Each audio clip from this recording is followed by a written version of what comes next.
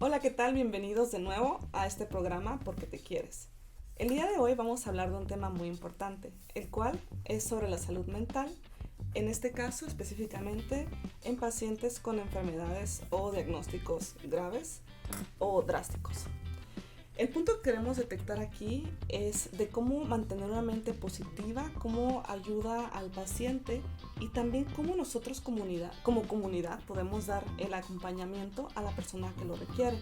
Recuerden que pertenecer a una comunidad sólida ayuda muchísimo a recuperarse anímicamente y físicamente. En Biotiquín es una familia que te arropa, que te cuida y que estamos presentes para ti a lo largo de este viaje. Y para este podcast o este episodio nos acompañan de nuevo mi hermana Isabel García. Mucho gusto, Isabel García. Y por supuesto mi papá, el ingeniero Juan Alfonso García Urbina. Muchas gracias por estar sintonizándonos en este episodio. Entrevistas, divulgación científica, testimonios y un espacio abierto para escuchar tu voz. Porque te quieres podcast. Comenzamos. Y qué mejor que para hablar de este tema, pues mi papá, que le da mucho acompañamiento a las personas que lo conocen. Saben que él tiene un gran corazón y una gran trayectoria a lo largo de todos estos años, de las personas que se acercan con él y del acompañamiento que les da día con día. Sí, es algo muy importante el tema que está tratando en este momento, porque ciertamente cuando el pronóstico para un paciente es devastador, si no llena su mente con perspectivas de esperanza favorable, la depresión viene y el paciente entra en una dinámica de deterioro fatal. Y muchas veces en las familias del enfermito no hay apoyos y el pobre enfermo decae drásticamente. Incluso a veces entre los mismos profesionales de salud que le dicen al paciente, no hay nada para ti. Decirle eso, pues se siente el individuo como desplomado, en caída libre, siente un vacío interior como de gravedad cero cuando va uno cayendo. Entonces, a mí me lo han dicho así y yo he sentido eso, por eso lo estoy diciendo.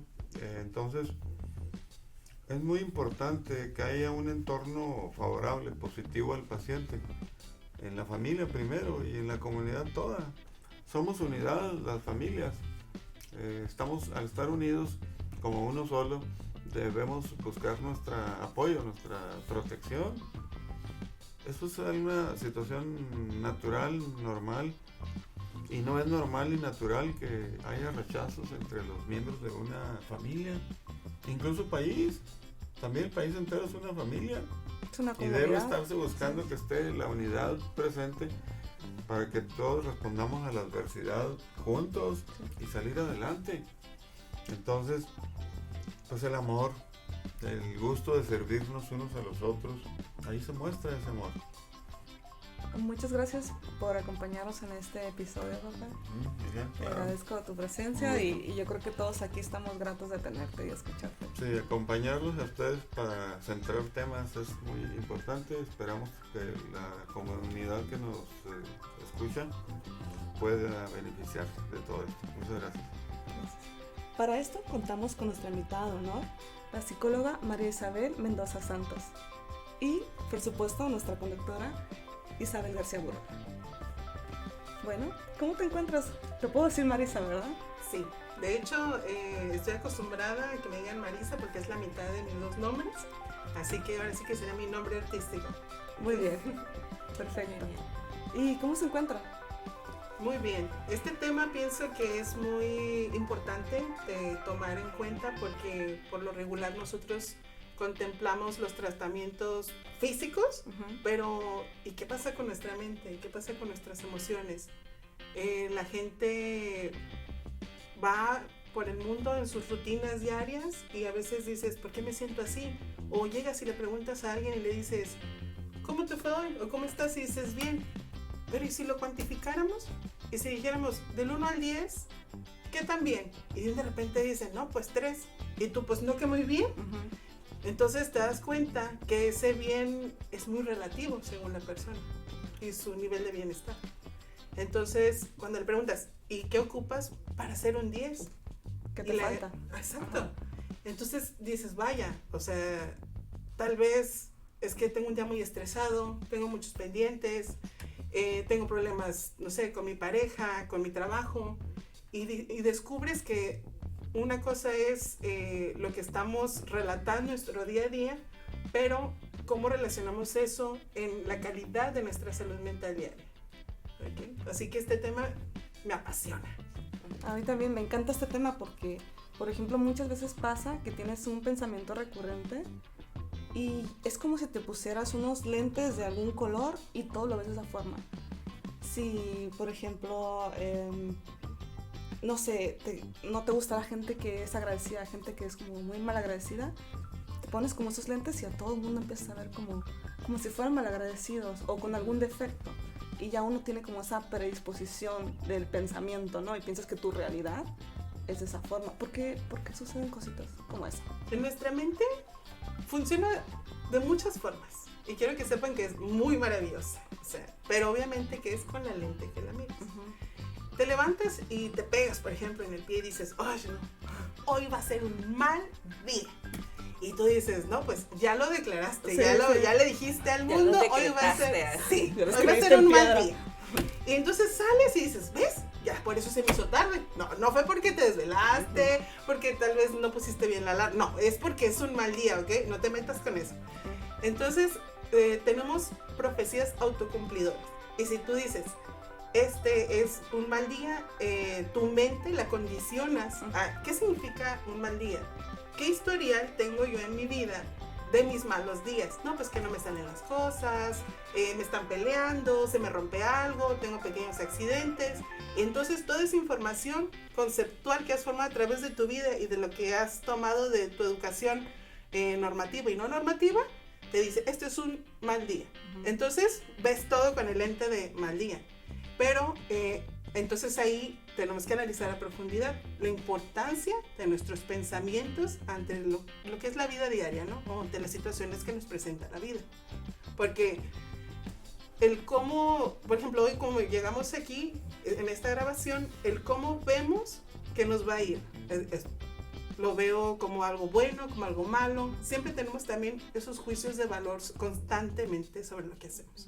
Entonces sí, la parte del poder de nuestros pensamientos es importante encauzarla a cosas que nos puedan dar ese beneficio, que nos puedan dar asertividad sobre lo que hacemos. Sí, que actúen en nuestro favor, ¿no? Y Sí, no que sí, todo sí. sea catastrófico y que esté en contra de nosotros. Sí, sí. Sí, al final de cuentas todo lo que pasa por nuestra mente, ya sea un recuerdo o algún pensamiento futuro, pues se va a ver reflejado en nuestro estado de ánimo y eso también, que pienso yo que se va a reflejar en nuestro cuerpo, nuestro sistema inmunológico, no sé, cuestiones gastrointestinales. Entonces sí creo que es algo que está muy de la mano nuestra salud mental con nuestra salud física.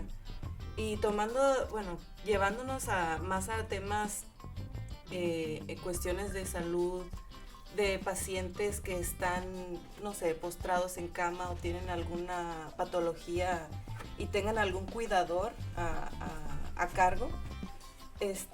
¿Cómo creen que impactaría para esos cuidadores su salud mental al momento de tener esa gran responsabilidad que es cuidar a un paciente, ya sea familiar, amigo, colega, no sé, o sea, dentro del círculo, del núcleo familiar o clan, por así Cercano. decirlo? Sí, cercano.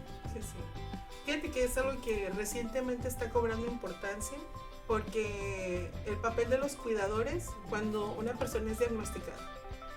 Obviamente depende mucho de la patología, porque Claro. hay algunos que llevan consigo otras enfermedades relacionadas.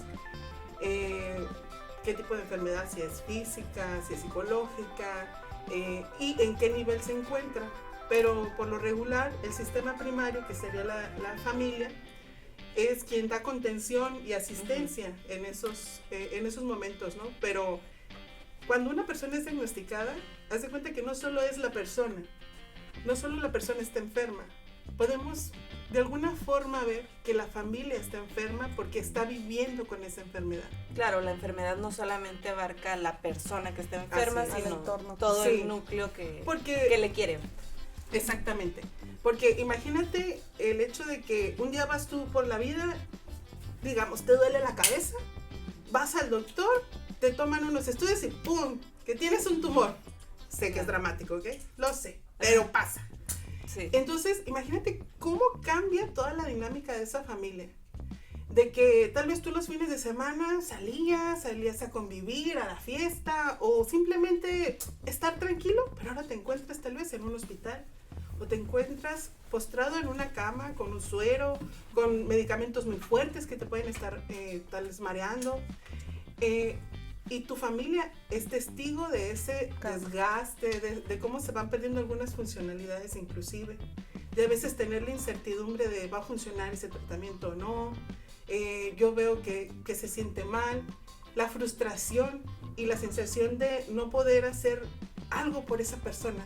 La impotencia, ¿no? Exacto. Es un factor importante. Entonces, ¿tú consideras que sería muy importante tener alguna especie de terapia psicológica familiar cuando un paciente es diagnosticado con una enfermedad importante para poder sobrellevar en familia todo lo que conlleva la recuperación? Sí, que sea algo Sí. más integral, pues, que no solo sea Sí.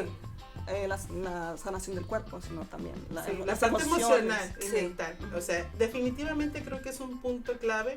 Inclusive estamos ya encontrando literatura sobre lo que es el estrés del cuidador. Porque aquí hay una situación. Tú cuidas, alimentas, medicas, pero ¿Quién ¿qué cuida al pasa? cuidador? Exacto, ¿quién cuida al cuidador? Muchas veces es el que menos come, el que menos duerme, inclusive termina enfermándose también. Sí, estamos por- estresados. ¿sí? Exactamente. Y siempre tienen que estar bien, ¿no? Ajá. ¿Por qué? Porque, ¿cómo le dices? Oye, estoy cansado, no te puedo cuidar. Pero yo No estoy se peor. puede dar el No, lujo no. de descansar, Sí, porque de ser, tiene esa... de ser vulnerable. Sí. ¿Y por qué? Porque no quieren estresar al paciente inicial, ¿no? Que dices, es que si yo te cuento cómo me siento, no te quiero hacer sentir mal. Sí, o nos vamos a hundir los dos. Exacto. Entonces, lo que es el cuidador requiere también un acompañamiento, donde puede expresar todo su sentir, donde le puedas dar estrategias, inclusive de descanso. A mí me ha tocado mamás, por ejemplo, que no pueden dormir y que les tienes que enseñar a tomar descansos de acuerdo a sus ciclos de sueño, que dices, bueno, tal vez no vas a dormir las 8 horas, pero tal vez 15 minutos, 25 minutos y lograr que ese pequeño tiempo sea un sueño de calidad, que pueda descansar. O bueno, no puedes comer, pero a ver, busquemos estrategias, tal vez hacer sus comidas con anticipación, dependiendo también los recursos de cada persona, porque hay gente que puede contratar quien te haga la comida, pero hay gente que no, que tiene que hacer sus sándwiches o lo que esté a su alcance, pero que pueda encontrar algo que le nutra, no solo es que lo comer y al final del día eso le cause también, porque se vuelven muy sedentarios por lo regular. Sí. Entonces también entra en una dinámica de autocuidado, porque recuerda, si vamos esta parte del cuidado al paciente, estamos hablando de ese cariño, de ese lazo, ¿no?, fraterno, estamos hablando de una manifestación del amor, pero el amor que tú das es un amor que tú tienes que generar también para ti mismo. Para poder dar, ¿no? Exacto. Hay que tener. Entonces nunca debemos de perder de vista eso, lo que es el autocuidado, el ver también por la salud mental de uno, cómo alimentamos, cómo cuidamos, cómo entrenamos nuestra mente. Porque, por ejemplo, digo, bueno, sí la alimentamos y comida, pero ¿y cómo alimentas? Pues, ¿cómo alimentas a la ¿Sí me mente? entiendes? Sí. Por ejemplo, ¿Qué tipo de pensamientos? ¿No? Desde puntos de vista como la lectura, qué cosas culturales, artísticas, qué tantos momentos para ti te das. Tú dices, no, pues no tengo tiempo, me levanto, hay gente que se levanta a las 4 de la mañana Sí, existe. y que se duerme a la 1. Entonces estamos hablando de personas que tienen unas rutinas extremas, pero al final del día, ¿cuál es la prioridad? Si tú te enfermas, ¿qué va a pasar con esas rutinas? ¿Qué va a pasar con tu trabajo? ¿Qué va a pasar con tus hijos, con tu pareja, con tu familia, con tu comunidad.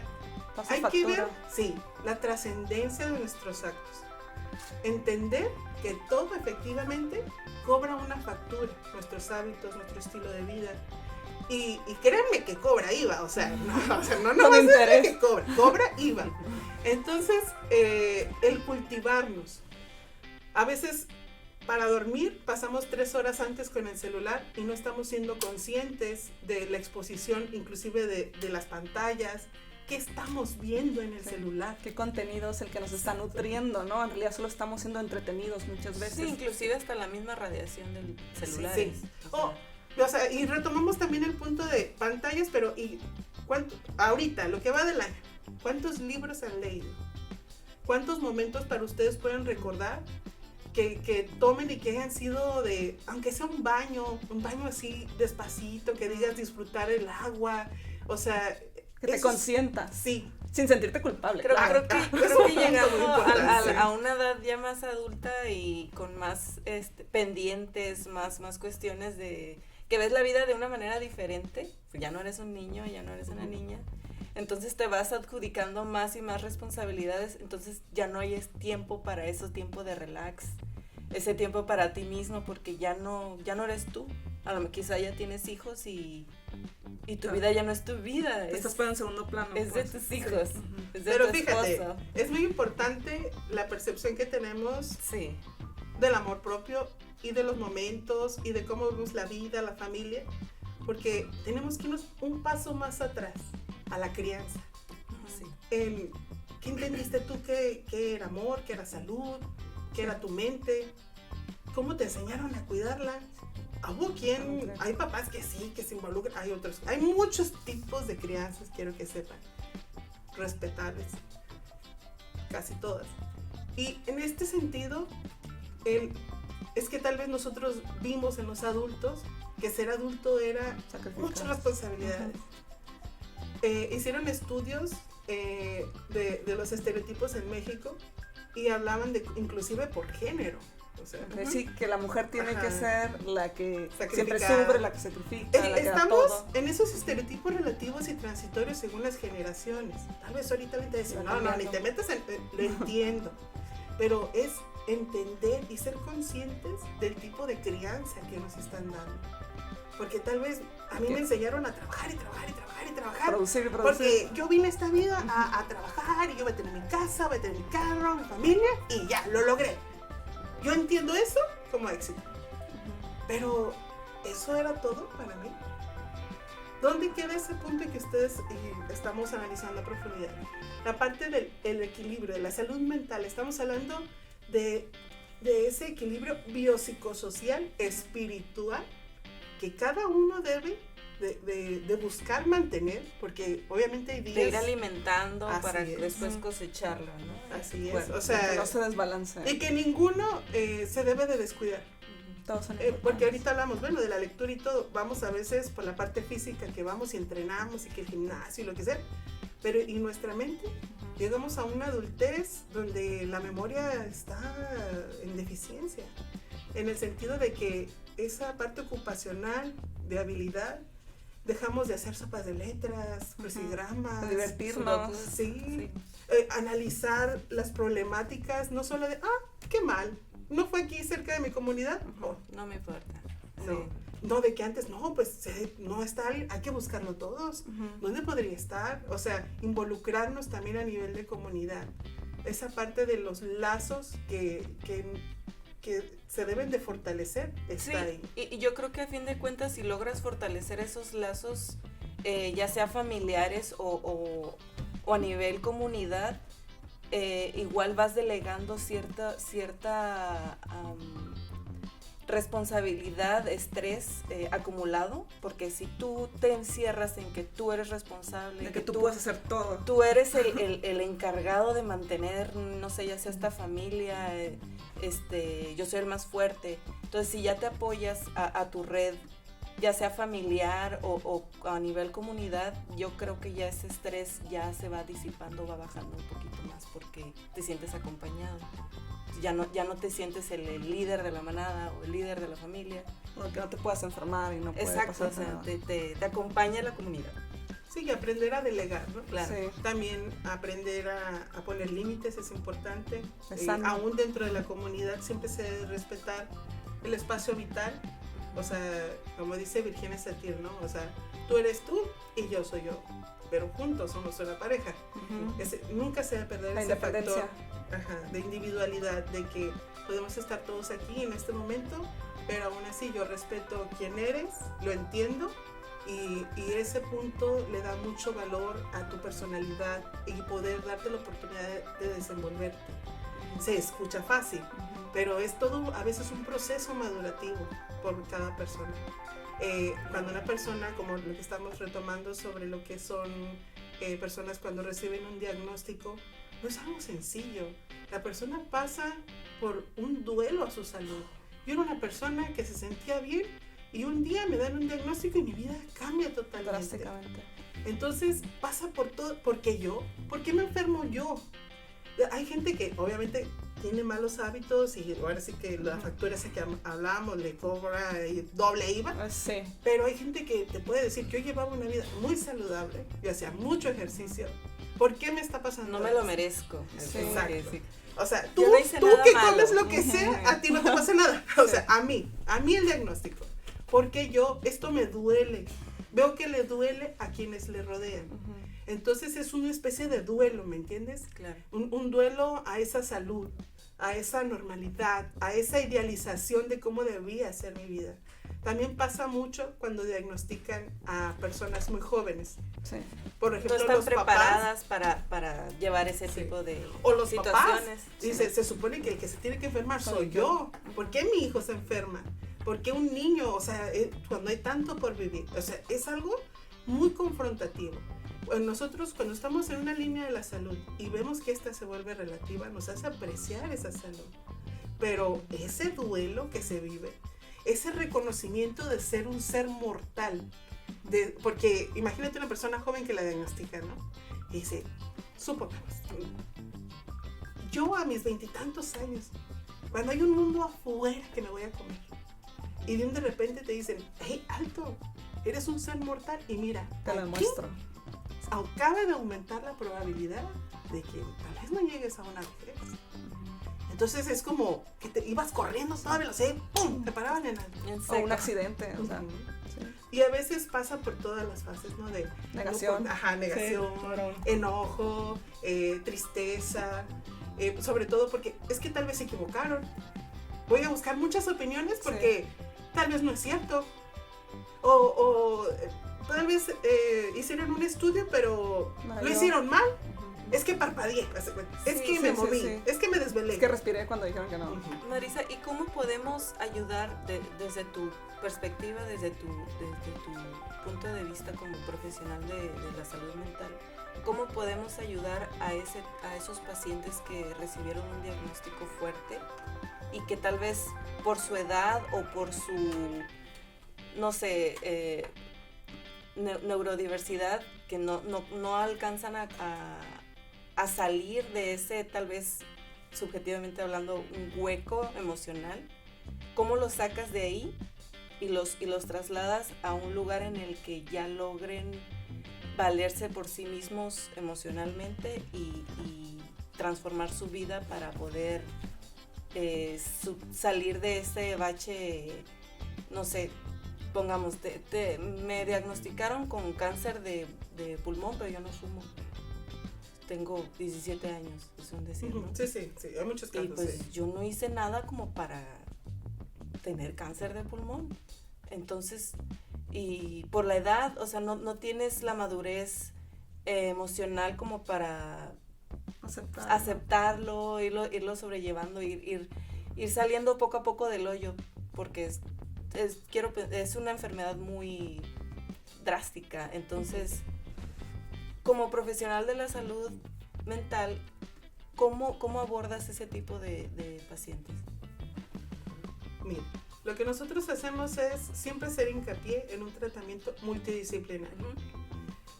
Nosotros trabajamos con psiquiatras, con el médico tratante, con el oncólogo, y constantemente tenemos que estar retroalimentando cómo va el caso, porque inclusive hay algunos medicamentos que generan ciertos estados de ánimo. Ujú.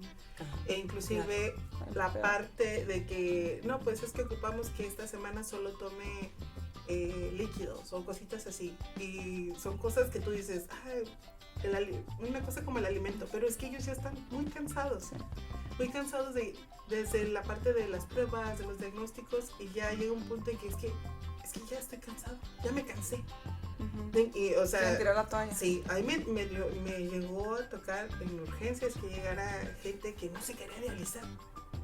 Y el tratamiento es, partiendo desde un punto de vista multidisciplinario, darle un acompañamiento a él y a su familia, porque también le necesita hablar de descargar, de la frustración, todo lo que le generó ese diagnóstico, y acompañarlo en ese proceso de aceptación, tanto de diagnóstico como el tratamiento.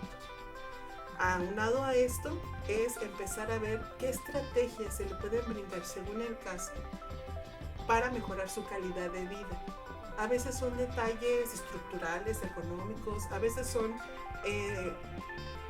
suele pasar que hay una mala relación con alguien de la familia. Sí. Y con que su mamá o con un sí, tío. porque muchas veces tenemos la idea de, sí, la gente se muere, pero en mi familia no, nadie se va a morir. Y recuerden el alto. Somos mortales. Somos seres mortales. Entonces, esa persona dice, todo este tiempo, a veces hay que saldar algunos problemas personales y en vínculo con la familia. Como reconciliarse, ¿no? Sí, porque, o sea, le hago la pregunta a todos aquí. Si hoy por hoy te dieran un diagnóstico en el que te dicen que te queda muy poco tiempo de vida, y que de hecho son las típicas esas dinámicas que te hacen en los cursos, pero es interesante hacernos la pregunta. Te das cuenta de los orgullos, de los egos, de lo superficial, de que lo material al final del día, si tú lo puedes pagar, queda en un segundo plano. Entonces la gente entra en todo un proceso introyectivo, donde quiere arreglar. Es más difícil arreglar lo interno que lo superficial. Claro. Sí. Pero de es un proceso, ¿no? Inclusive verlo. Sí. Es más difícil. Sí, pero es un proceso que todos podemos llevar. Y lo que hace el psicólogo es un acompañamiento de descubrir las herramientas para afrontar este tipo de circunstancias, y las que no tiene, desarrollarlas. Porque hay veces que tú le puedes decir, ay, ¿por qué no eres más sociable? Le enseñaron a ser sociable, asertivamente, funcionalmente, o él vio... O creció como un animalito nomás. O sea, sí, no. Entonces es importante esa parte. No lo sabe o tiene una idea equívoca que no es funcional. Entonces hay que reeducar a veces para que pueda llevar ese periodo con la mayor calidad de vida en todos los aspectos. Debemos de recordar que una persona somos una cebollita. O sea, con capas. Sí. Es, por ejemplo, el yo sociable, el yo familiar, el yo laboral. Entonces, ¿cómo cuando recibes un diagnóstico se ve afectado cada uno de esos sistemas? Porque tal vez no puedes ir a trabajar y estás en incapacidad, y tú eras súper trabajadora, eras súper productiva, y entonces te ves afrontado a una situación de, es que estoy aquí viviendo una enfermedad donde no soy productiva. Entonces ahí le metemos, por ejemplo, las terapias ocupacionales.